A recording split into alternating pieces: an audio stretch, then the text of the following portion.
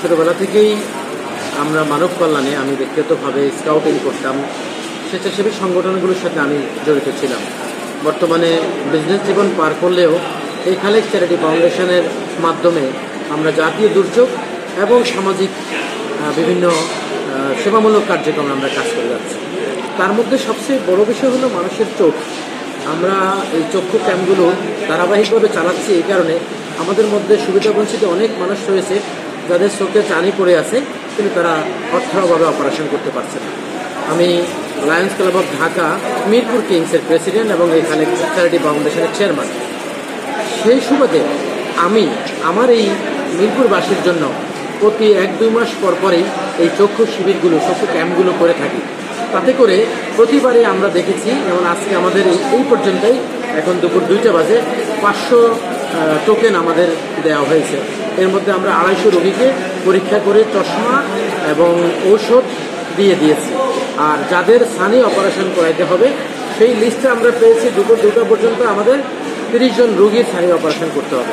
অর্থাৎ যদি আমরা সন্ধ্যা 5টা নাগাদ, সকাল 10টা থেকে সন্ধ্যা 5টা পর্যন্ত প্রায় 60-70 জন সানি রোগী পাওয়া যাবে, যাদেরকে আমরা লায়ন্স ক্লাব চক্ষু হসপিটাল আগারগাঁওতে আমরা আগামী 1 সপ্তাহ 10 দিনের মধ্যে ধারাবাহিকভাবে বিনামূল্যে সানি অপারেশন করে দেবো। এখানে আমরা লেন্স লাগিয়ে দেবো, লেন্স করিয়ে দেবো। এখানে যাদের বয়সভিত্তিক যে পরিমাণ সেবা প্রয়োজন আমরা সেটা করে দেবো। সেখানে আমাদের একদিন এক রাত থাকা খাওয়া সহ সকল খরচ লায়ন্স ক্লাব এবং এই খালেক চ্যারিটি ফাউন্ডেশন ব্যয় বহন করি। আচ্ছা, এর আগেও দেখেছি যে আপনার এই জোনের যে মেধাবী কৃতি ছাত্রছাত্রীদের মাঝে আপনার যারা বৃত্তি পেয়েছে তাদেরকে আপনি সম্মাননা ক্রেস্ট প্রদান করেছেন এবং প্রায় 1000-এর উপরেই আপনার যে হাফেজদেরকে নিয়ে একটি অনুষ্ঠান করেছেন। এই ফাউন্ডেশনের যে সামাজিক কার্যকলাপগুলো আসলে আমরা তো একটু আগে বলেছি যে এই খালেক চ্যারিটি ফাউন্ডেশন মানুষের কল্যাণে, মানবতার কল্যাণে।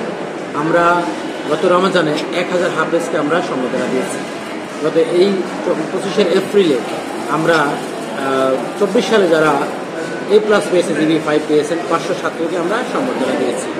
আমরা মেডিকেল ক্যাম্প, আমরা বন্যার সময় ত্রাণ বিতরণ, শীতের সময় শীতবস্ত্র বিতরণ, মেধাবী ছাত্রদের শিক্ষাবৃত্তি সহ আমরা বিভিন্ন সামাজিক কার্যক্রম করে থাকি এবং সেটা ধারাবাহিক আমাদের চলতে থাকে। সর্বশেষে আপনাকে আরেকটা বিষয় দেখেছি যে বিভিন্ন সামাজিক মাধ্যমে এবং টেলিভিশনেও ভাইরাল হয়েছে, যে দেখেছি যে উত্তরা যে দিয়াবাড়ির যে মাইলস্টোন স্কুল অ্যান্ড কলেজের যে বিমান বিধ্বস্তের ঘটনায়, ওখানে দেখছি আপনি নিজেও স্বেচ্ছাসেবকের কাজ করেছেন।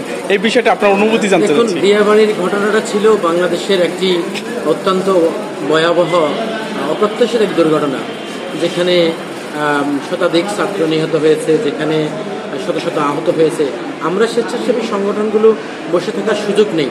আমরা সেখানে রক্তদান কর্মসূচি করেছি, আমরা সেখানে উদ্ধার অভিযানে আমাদের স্বেচ্ছাসেবকদেরকে সংযুক্ত করেছি। আমি আগেও বলেছি, জাতীয় সকল দুর্যোগে আমরা আমাদের সর্বোচ্চটুকু চেষ্টা করি ন্যূনতম সেবা দিয়ে হলেও আমরা থাকার জন্য। কারণ এই খালেক ফাউন্ডেশন মানব কল্যাণে, সমাজ কল্যাণে। আমরা আশা করি আমরা আমাদের যার যার অবস্থান থেকে সমাজ কল্যাণে, সমাজের বঞ্চিত মানুষের কল্যাণে, সুবিধা বঞ্চিত মানুষের কল্যাণে যদি আমরা থাকি, আমরা একটি কল্যাণমুখী দেশ, একটি কল্যাণমুখী সমাজ গঠন করতে পারি।